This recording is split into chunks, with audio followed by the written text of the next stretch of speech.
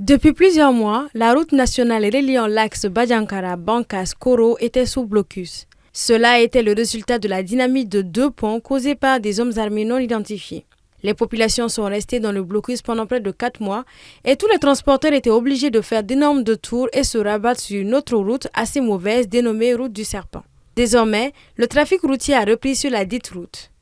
Une reprise qui résulte de plusieurs mois de concertation et de négociations entamées par la population auprès des autorités.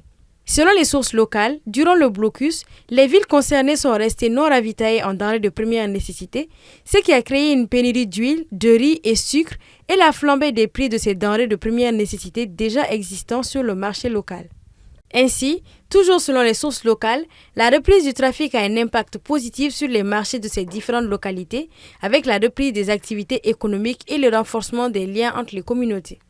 Finalement, la route a été réouverte aux usagers et ça, c'est un bonheur indescriptible parce que les gens ont commencé à revenir de façon régulière sans assez de problèmes. C'est un axe qui ravitaille même, on peut dire, la capitale. Aujourd'hui, la situation dans la localité, elle est évolutive. Il y a des moments où ça se calme, il y a des moments où ça ressurgit.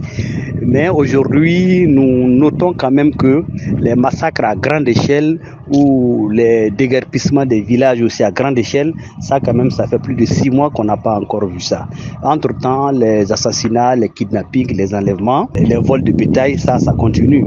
Selon les populations, aujourd'hui, les 2 ponts ont été réparés et des dispositions sont prises pour la sécurisation de l'axe Badiankara, Bankas et Koro.